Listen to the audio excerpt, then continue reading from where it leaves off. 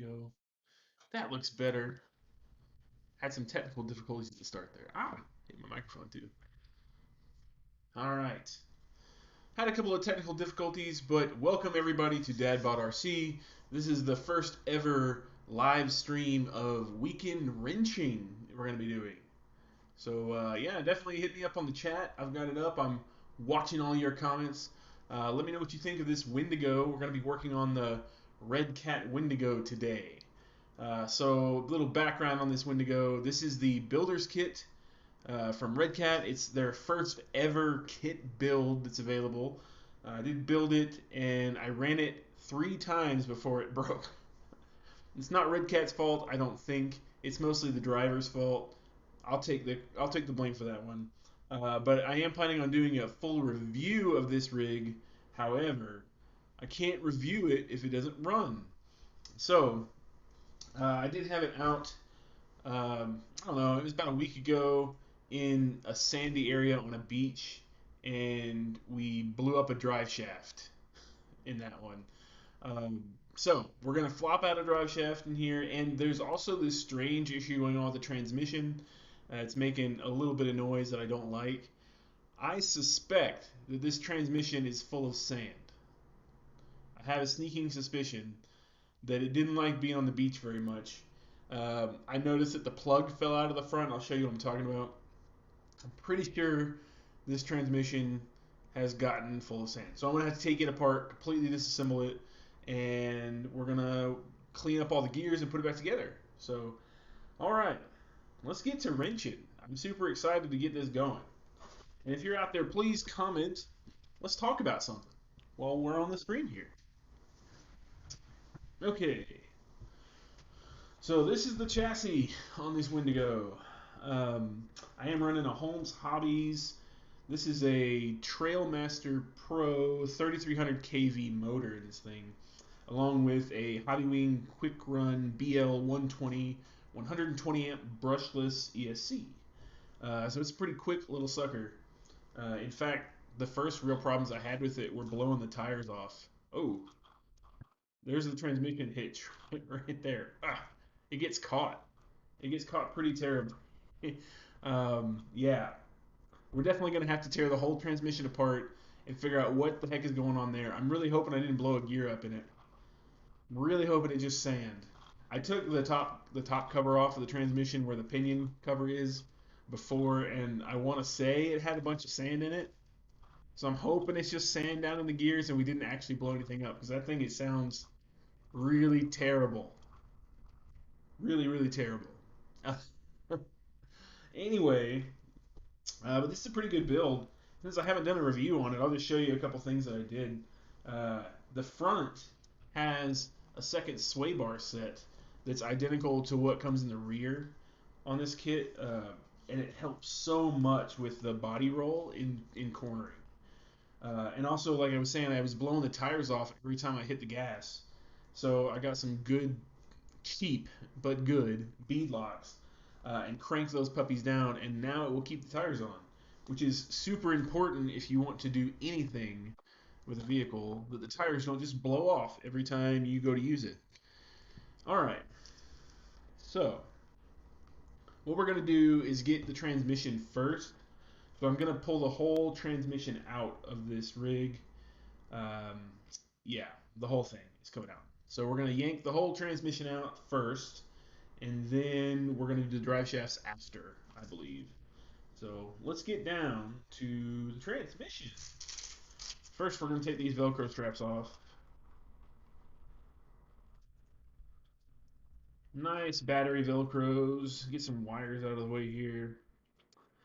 So this transmission is held in to the chassis and via some bolts in the battery tray, which we're going to get down to those right now. Man, who assembled this thing? They did too good of a job. It's really, really tight. There we go. There's a bunch of flathead bolts, some regular cat bolts. There's all kinds of stuff in here. Come on. There we go. I'm going to extend my screwdriver a little bit. Get up there. There we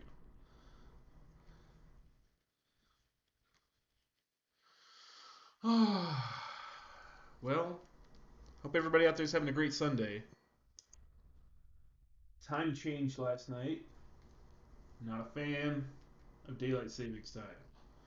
Not a fan at all. But we gotta do what we gotta do, I suppose. Let me know what you think about falling. Well, this one actually, we leaped forward an hour. That's my least favorite of the two time changes. Always messes my kids' sleep schedules up. My son, who normally goes to bed kind of late, is already asleep on the couch. He's all kinds of messed up. He didn't want to take a nap today. He's going to be a handful.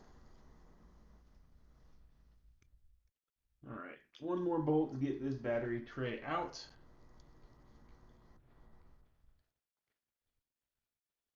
Almost.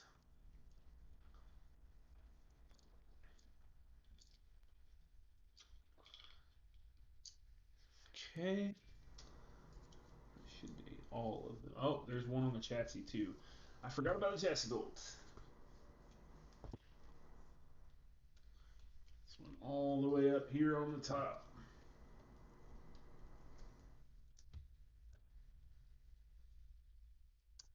So I've got a another project in the works, which I posted a teaser of on Instagram and Facebook last week, and I need some shocks for it. And man, I thought I'll just order these Redcat Racing Wendigo shocks. I really like them.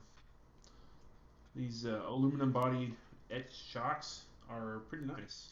And they're big bore, and this project is going to need some big bore shocks. It really doesn't need long throw. It doesn't need a whole lot of length of shock, but it needs the big bore diameter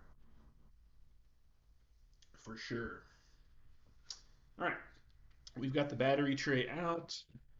So now we have access to transfer case, transmission. Yep. All right.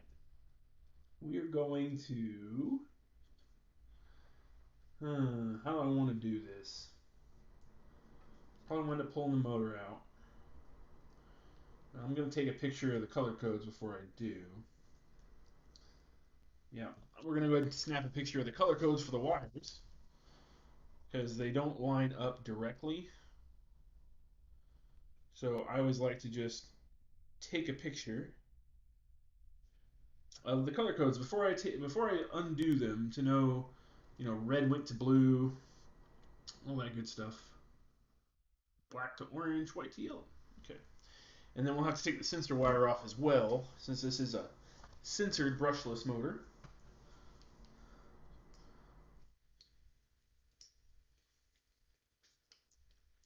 And the sensor cable is a pain to get on and off of this BL120.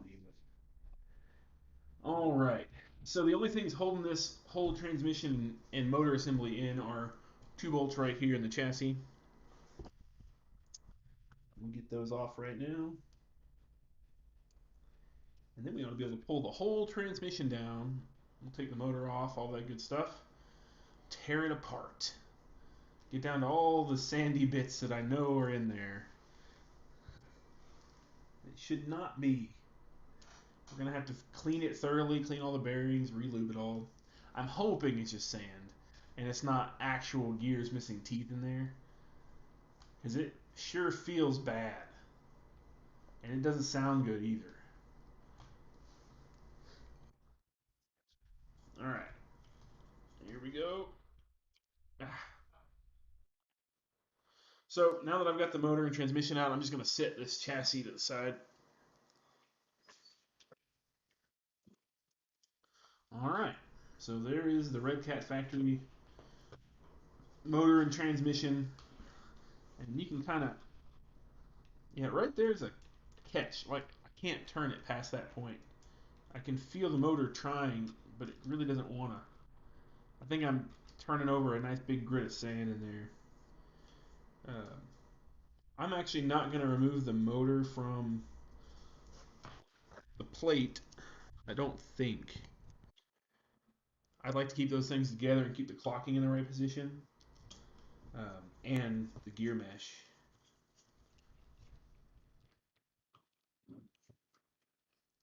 All right. Open up the top cover here. Yep. It's pretty sandy in there. Um, yep. I expect we're going to have just an awful lot of sand down in this motor, or down in this transmission. Won't know until we try. Let's get it all apart.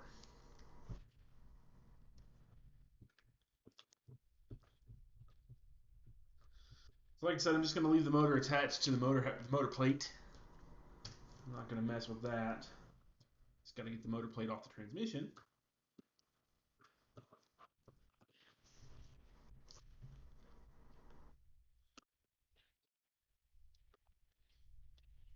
These Holmes Hobbies motors are good looking. I sure do like them. And it's fast. This thing, when it does go, it goes probably faster than it should for what it is. Being a solid axle rock racer, it shouldn't go 30 miles an hour, but it will. That's why I painted Send It on the side. Because you can totally send it. Apparently, you can't send it too hard because I tried that. And that's how we got here. Alright. So there is one motor with the tray. So yeah, there's a awful lot of sand and debris in there. I'm assuming we're gonna find more when we get down further in, and that is what's causing our transmission clicking problem.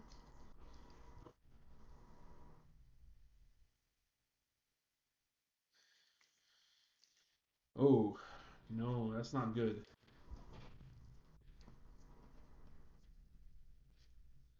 Maybe it's on this gear. Maybe the sand's on the spur here. Yeah, I bet it is because this feels nice. Feels good and clean.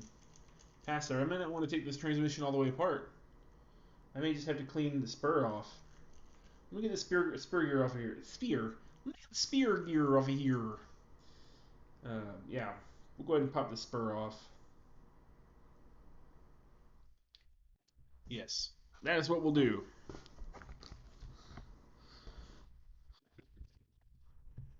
All right, that's gonna be. I think it's a 7 millimeter nut. It sure is. It's gonna be a tight nut to turn too. All right.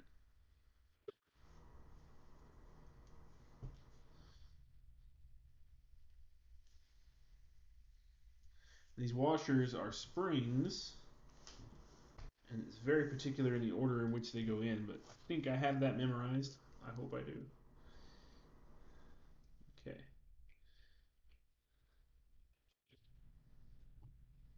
So looking inside of here, some some big old grains of sand. You can tell that it definitely had sand swinging around the outside of that spur gear because inside of there, and I don't know if I can get it on camera enough for you, but down in here are some like full size grains of sand that were definitely not good for the functionality of this transmission.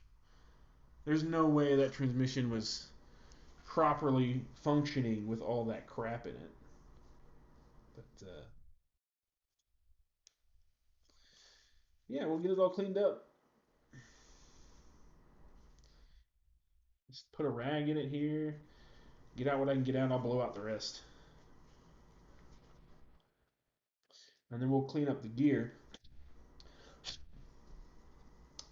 Also, I have a handy dandy paintbrush that is good for getting in these small places down here.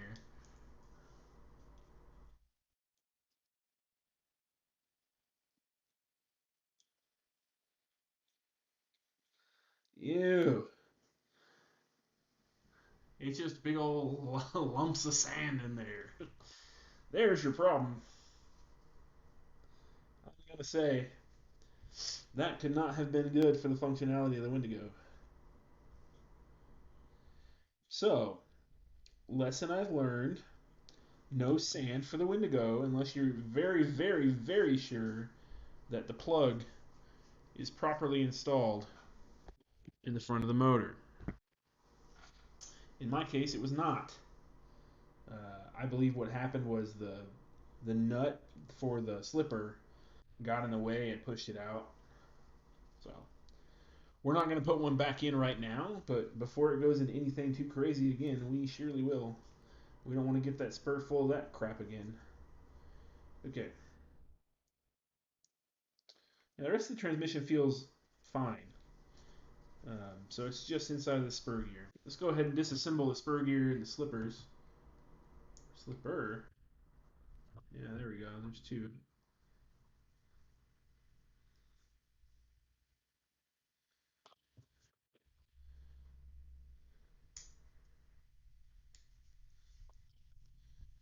Right? And clean up the outside of the spur gear. I bet it's got a copious amount of sand. I'm also not a fan of this plastic spur gear. I think I'd rather have a metal one. Ah, there it is. There's a big old clump in there. Uh-huh. There's the problem. Gears don't work so well with a big clump of crap in there. Yeah, so lesson learned. Sand plus transmission equals a bad time. But it made some good footage. It did a lot of jumps over dunes and things. You guys haven't got to see that yet, but you will, hopefully, pretty soon. Come on, get out of there. Get out of there.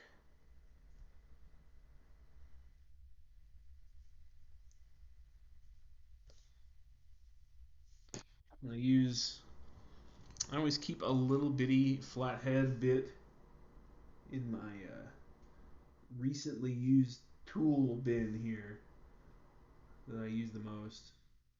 It's perfect for these little things like that. Get out of there. And that piece of sand is stuck. He didn't like that at all. He got forced into the gear teeth.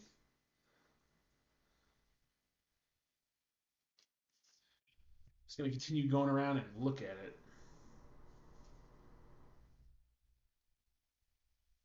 Try to clean up as much as I can.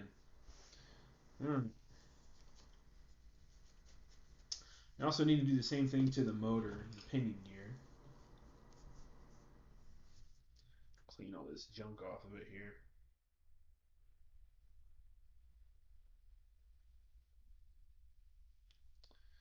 Pinion's not as bad, but the pinion is metal in this.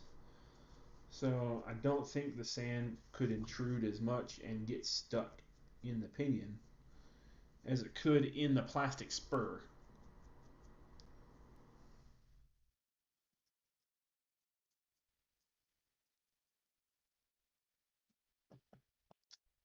Get out. There we are.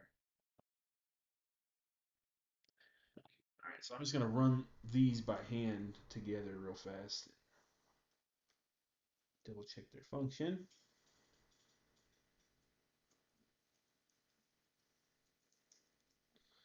Yeah, I don't feel any immediate hang-ups.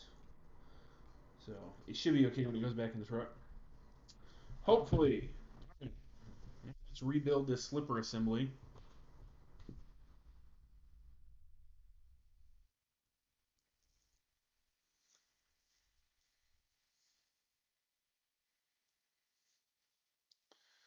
Yeah, it's actually a good thing I opened it because I totally forgot to take the adhesive pads off of the slipper pads.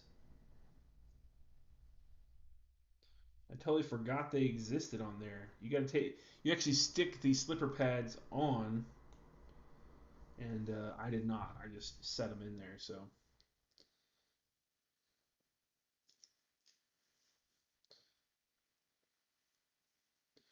But I may order the steel spur gear for this for sure, because plastic spurs are not my favorite. It's not that this problem was caused by a plastic spur. This problem was my fault. I should have double checked before I ran through all the sand. But you know, lessons learned. All right, let's get that spur gear back in there.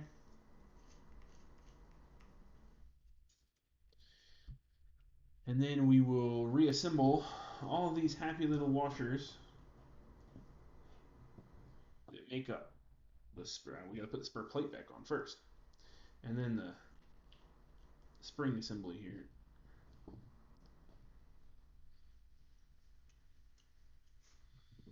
Okay. And then these just go on in reverse order over and over and over again.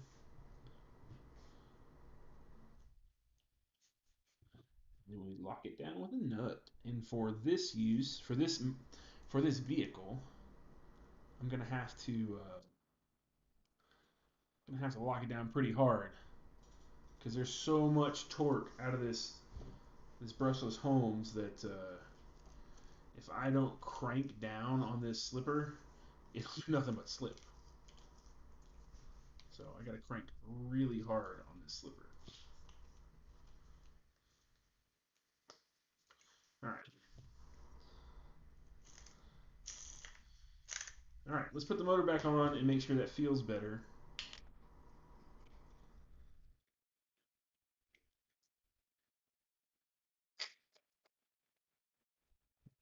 Yes, that did the trick. Mm. Now I've got sand in my mouth somehow.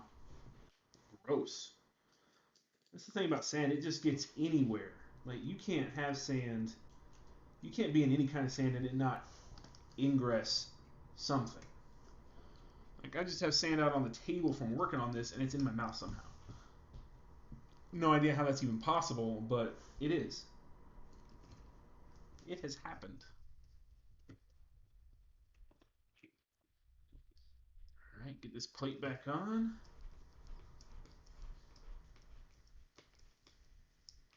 Before we put the motor back in, we're going to go ahead and do the drive shaft swap. Like I said, I broke the drive shafts. Now, I don't believe the drive shaft breakage was anything to do with the transmission, with the spur gear being full of sand. I believe the drive shaft breakage was a factory defect because where it separated, and I'll show you in a little more detail, is where the metal molded into the plastic. Not necessarily where you'd expect it to have separated if it were a stress problem. If the splines didn't have an issue, it separated at a molding problem.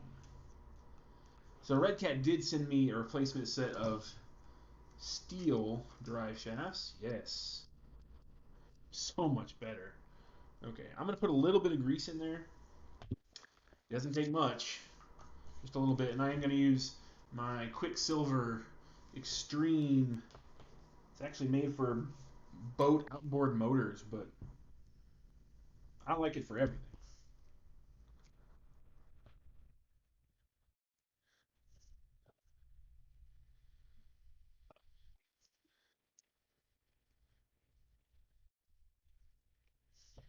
A little bit more, and we'll spin it in there. Yeah, so it should be coating that spur pretty good right now. All right, and I'm gonna go ahead and clean up the table too, because there is a lot of sand on here now. Get a lot of sand out of the way. Good to keep your work surface clean, so you know where things are when you need them. All right, we're gonna put the spur and pinion cover on this assembly, and then we're gonna switch over to drive shafts on the chassis. Make sure there wasn't a whole bunch of crap in here. There was a whole lot of crap in here. I don't want to get that back in clean grease, so clean this cover out.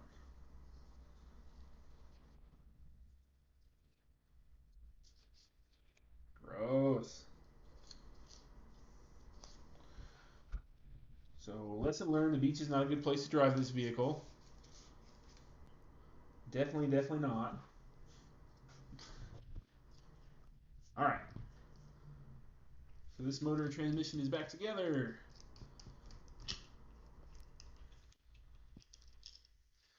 So let me know in the comments if you have a Wendigo and how hard you drive it.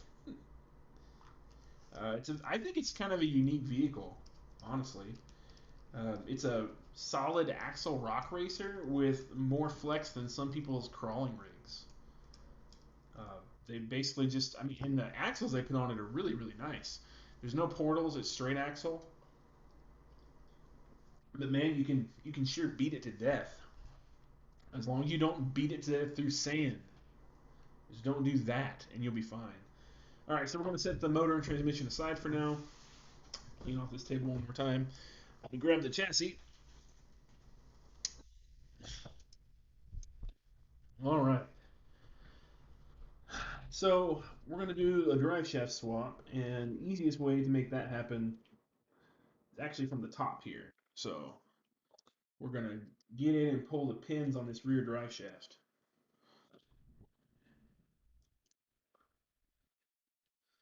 We just disconnect it from the transfer case first.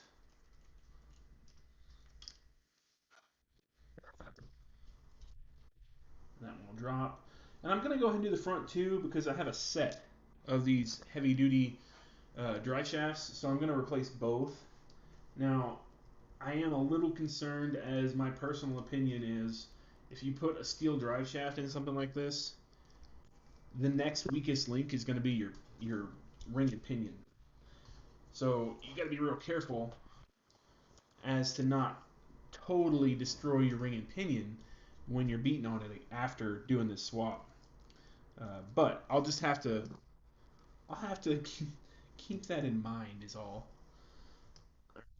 Pull this one out of the rear here. So this is the drive shaft I broke right here. See if I can get it in the light. You see where that separation is right there? That's what I broke. So there's a molded piece in this top section of the drive shaft that is metal, and it attaches to this hollow plastic tube. And yeah, I separated it and like basically twisted and ripped it out. Uh, Not cool. So that drive shaft is toast. The front one is just fine. Spin these, since I don't have anything connected, just make sure they spin free. Seem fine. Let me get the pin out of this front drive shaft. And if you're out there watching, feel free to leave some comments. Let's talk about something while I'm doing all this wrenching. For sure. Alright, so this drive shaft is perfectly fine. Nothing wrong with it at all. Like I said, I think it was a factory defect that caused this problem. So I'm going to set that off to a different place because I actually want to keep that. You never know when you need a spare long drive shaft. We're going to get these HD steel drive shafts out now. So these suckers are definitely heavier duty, that's for sure.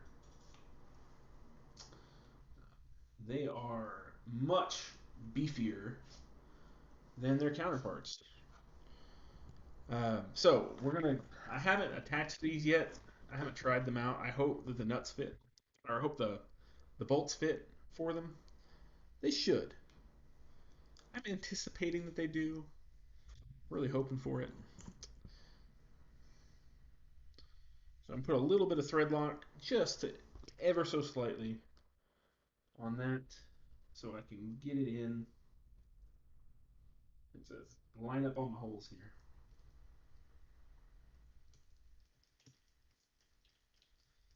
All right. How does that look? That's not terrible. Yeah, that's pretty nice. Oh yeah, so my shirt says, "I love my wife," right? Um, but what it really says is, "I love when my wife lets me drive my RC." RC cars. Yes. So yes, I love when my wife lets me drive my RC cars. Thank you for asking. All right, I'm gonna flip this over, and we're gonna attach the rest of this drive shaft. I'm gonna try to get the alignment of the yoke correct here.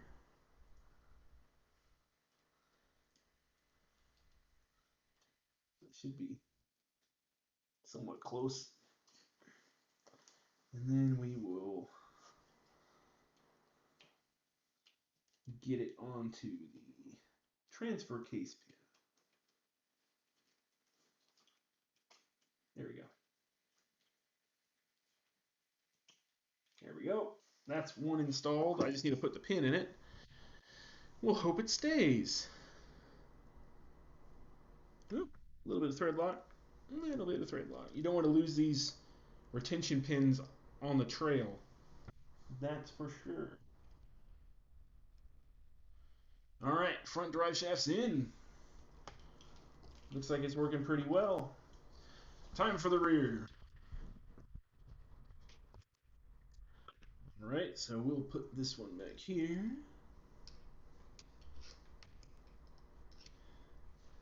And actually, the ones that I'm putting in right now are not the Redcat parts. I bought these on Amazon for super cheap prices.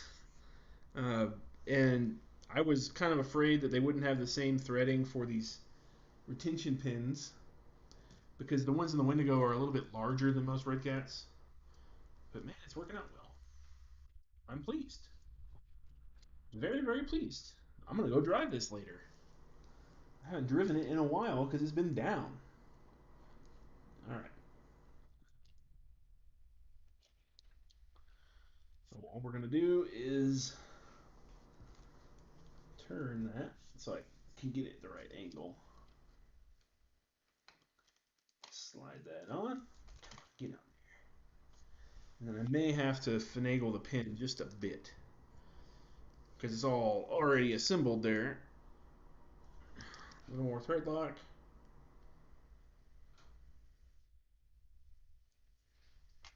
There we go. Right in, like it's made for it, and they're not even Redcat parts. Yeah, it's nice. Yeah, they go real well.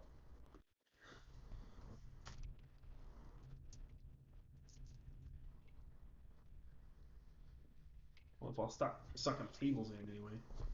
What did I? Oh, I was like, what did I throw? It's the mini little drive shaft between the motor and the transfer case. Since this is a divorce transfer case. All right, so now I'm going to put the motor and transmission back in it, which means reconnecting that particular item.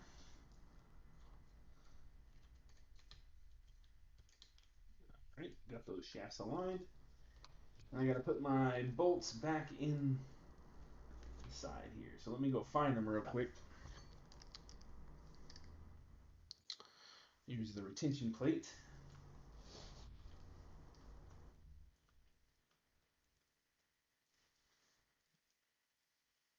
I don't have a whole lot of light where I'm working. What's up, Adam?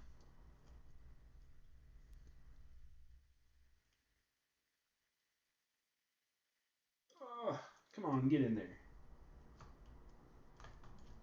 Get in there. Yep, there we go. It's hard to get these things started. I don't have a whole lot of light in here. This is not my typical work area. Usually I do all this stuff out in my workshop in the garage. And where I'm at right now, since I'm live streaming, is actually where I do all my gaming live streams. So it's not set up for the right kind of lighting. All right, started. Gotta get that one to start.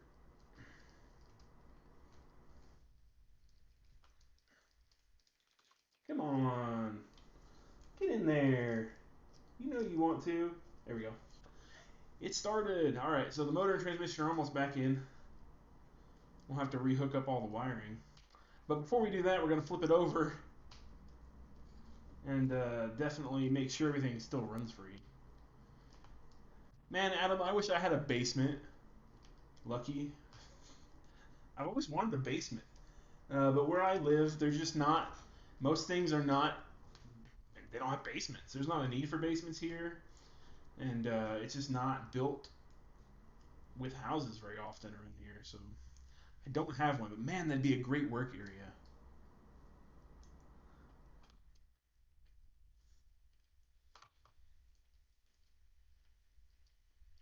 Oh, come on, tighten it.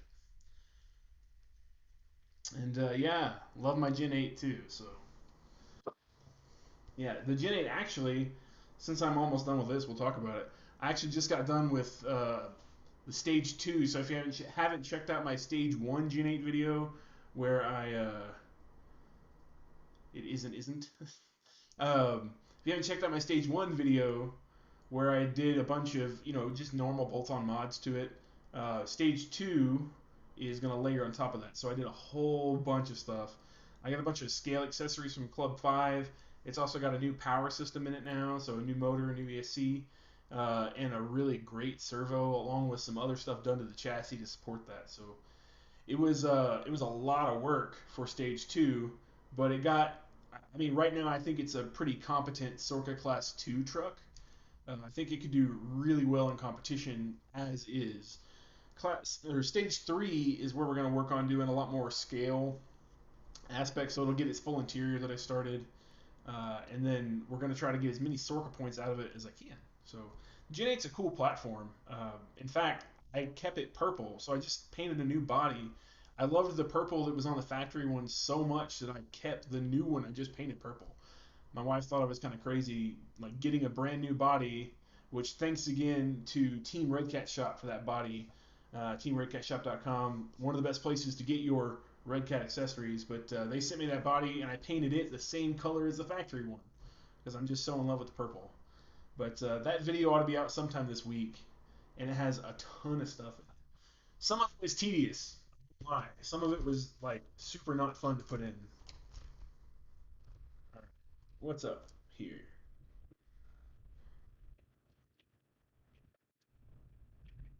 What is wrong? What is wrong? Ah, no. Again?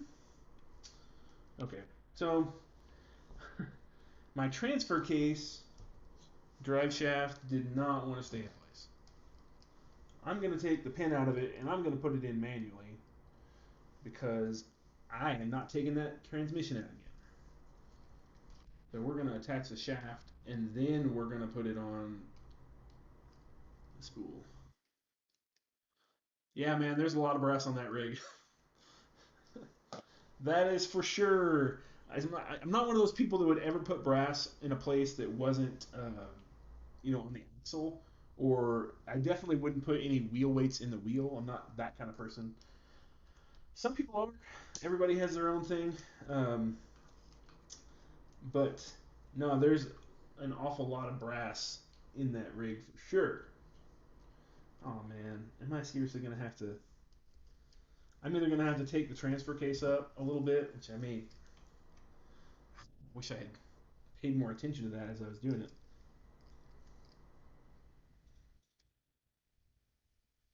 Oh, I still got that on there. Get over there. The brass does help. It's about a 10-pound rig now.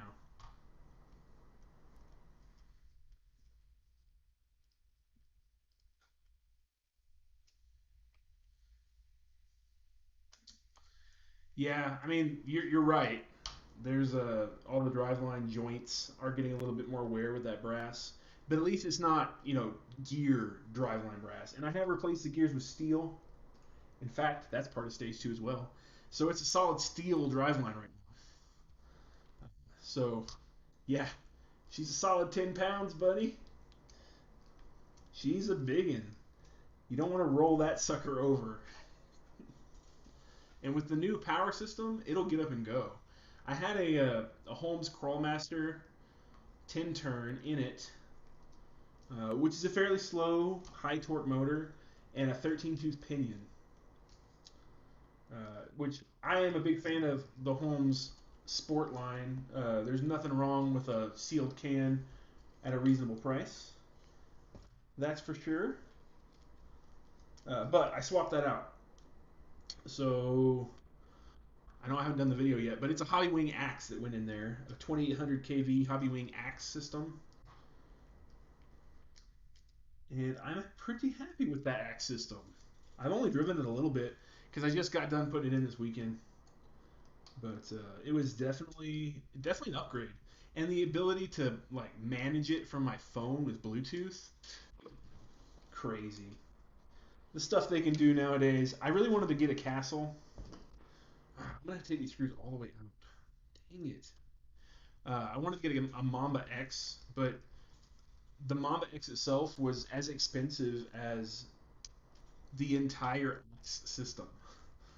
So I'm like, it doesn't make a whole lot of sense for me to just get an ESC for the cost of an entire system with a motor and all. So that's the way I went.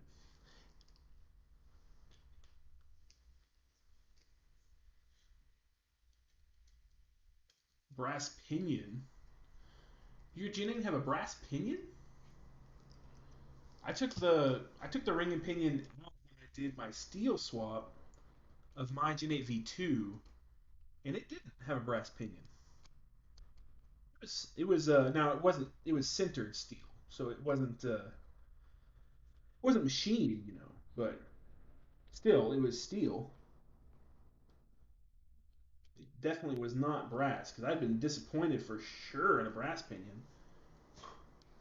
I would definitely not want brass ring and pinions in these rigs.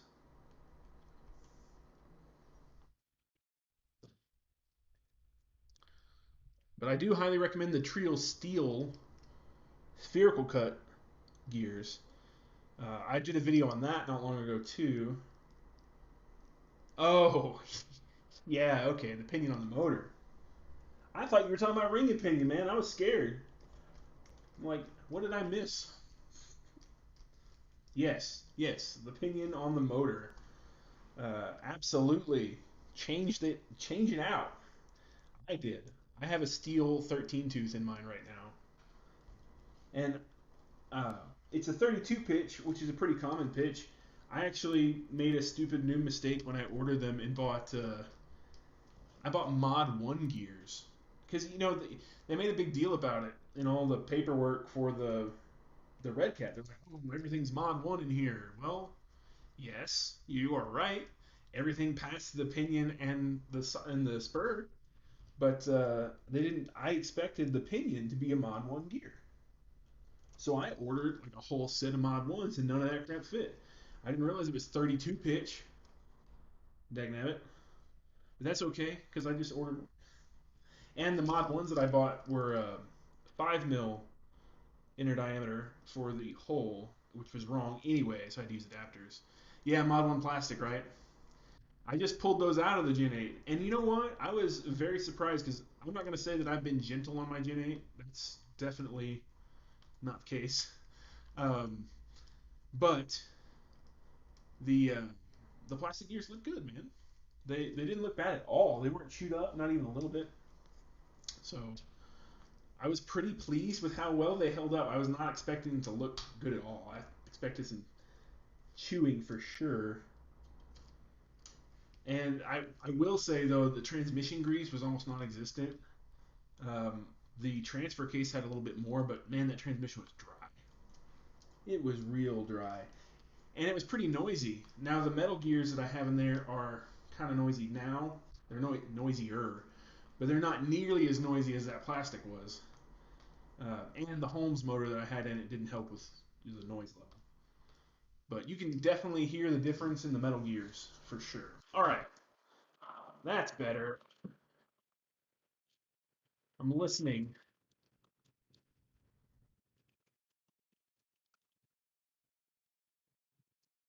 I hear something in there that I don't like. I think that's just the poles of the motor. I think. Is yours a so Adam? Is yours a Gen 8 V1 or V2? I'd really be interested to know. And how long had you ran it before you had to change out to steel gears?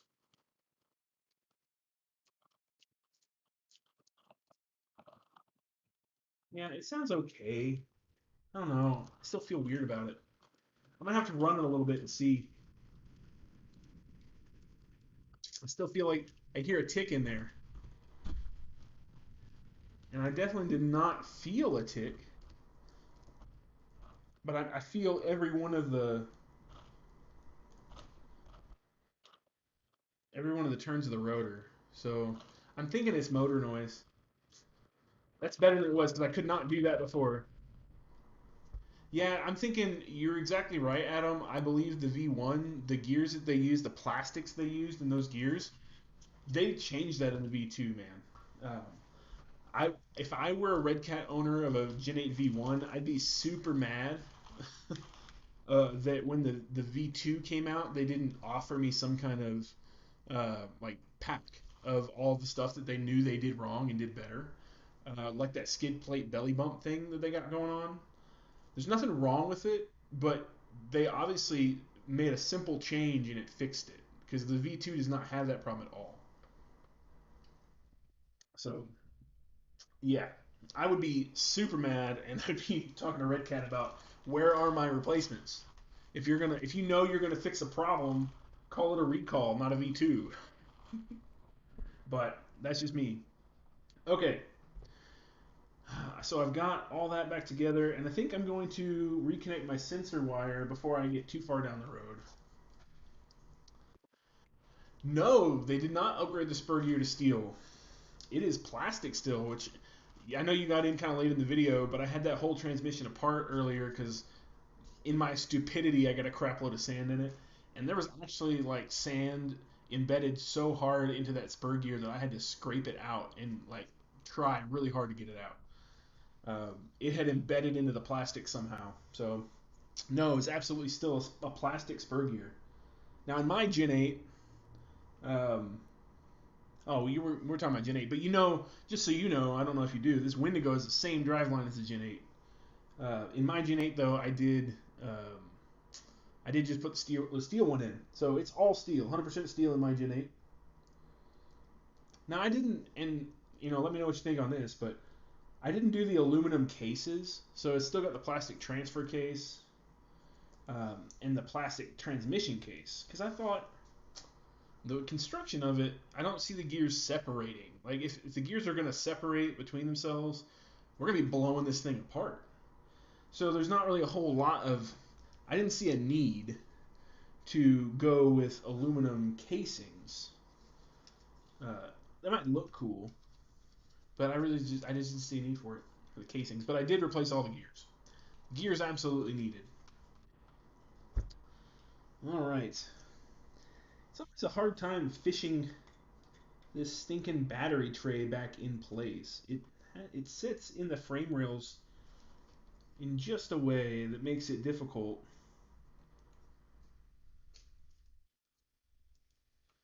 Yeah, I agree, Adam. Totally good plastic on those cases, man. That's why like I said, I decided not to. It's like a $100 investment to swap out the transmission and transfer case for aluminum. It just didn't seem like a good use of money there. All right, let's get this battery tread back in.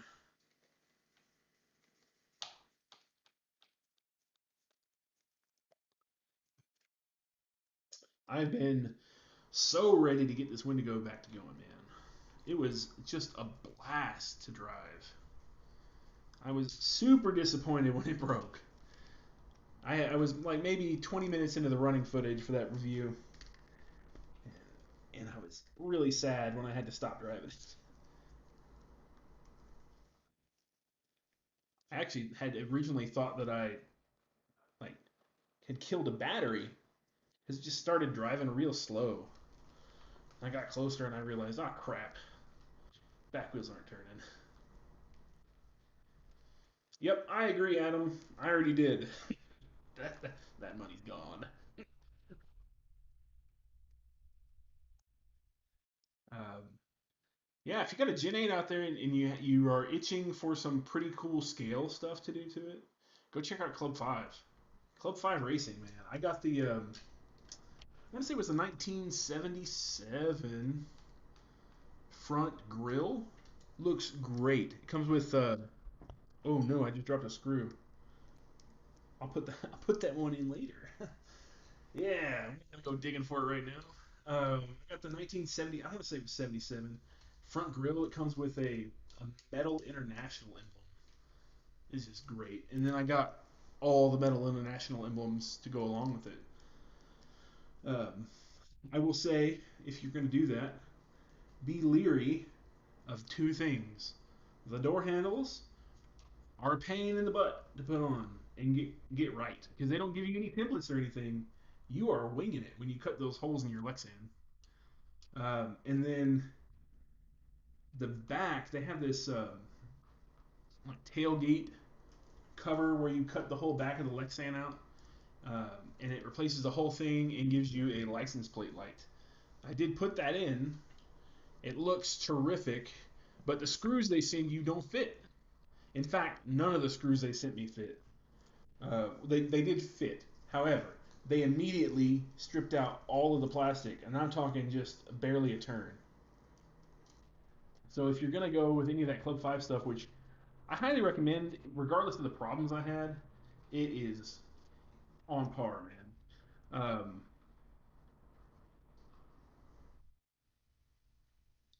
Yeah, Adam, it's I don't even want to count how much I've got. Let's see, my mods list on my Gen 8. I've got all the trail brass for the inner and outer housings on all four corners. I've got the brass C hubs.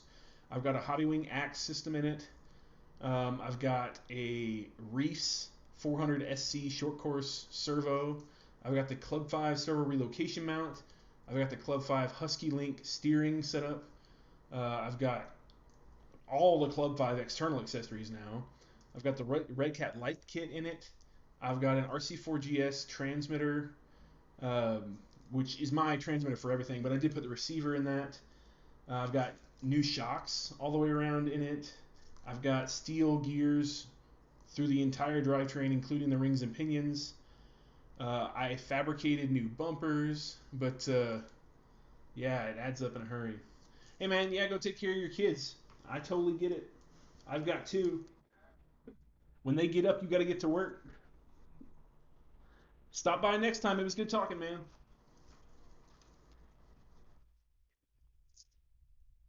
All right, we're just about done here.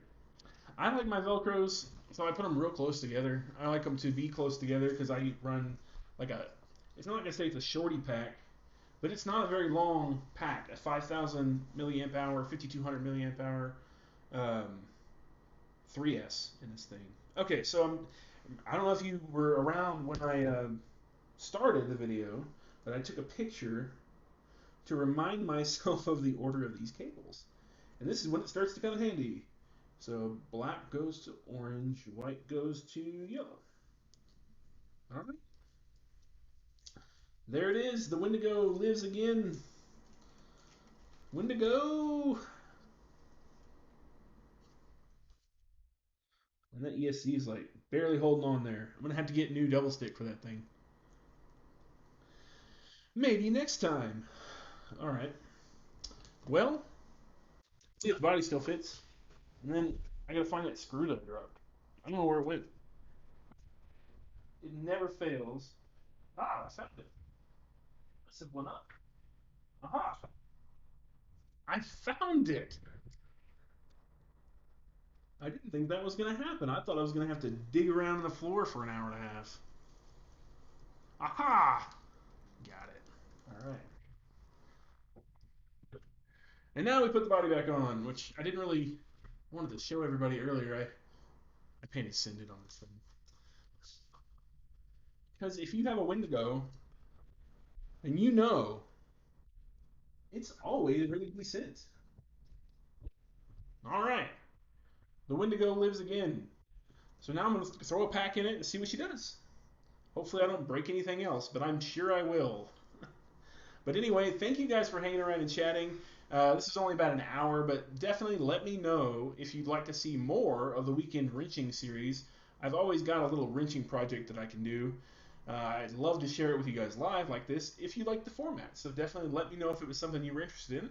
And if you haven't yet, please go subscribe to us on YouTube, youtube.com/we don't have a link yet. You'll have to search for DadBotRC because we're just not big enough to have a name link yet, but we're trying. We're also on Facebook, facebook.com/DadBotRC, Instagram, DadBotRC official, and we're on Patreon, patreon.com/DadBotRC. Go check it out and support us if you want to. All that money goes straight back into building projects like these. So, anyway, thanks again for watching, and we'll catch you guys next time. Now, my keyboard. It's not on. Aha!